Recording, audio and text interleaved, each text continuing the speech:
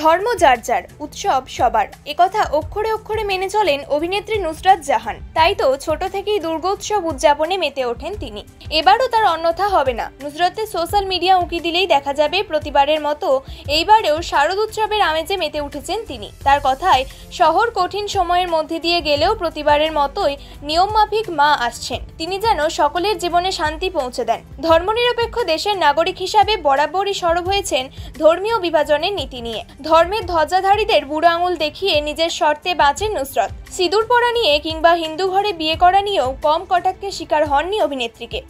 ইসলাম ধর্মাবলম্বী হওয়ায় ভোগ খাওয়া কিংবা অঞ্জলি দেওয়া নিয়েও কটু কথা শুনতে হয়েছে নুসরাতকে। তবে দমে যাননি তিনি। তাই তো এবারেও প্রতিবারের মতো অষ্টমীতে অঞ্জলি দেবেন এবং পাত পেরে ভোগ খাবেন তিনি। আর এই পুজোর সময়ে ফুড স্টলেও ঢু মারবেন নুসরাত। মা হিসাবে এখন তার দায়িত্ব অনেক।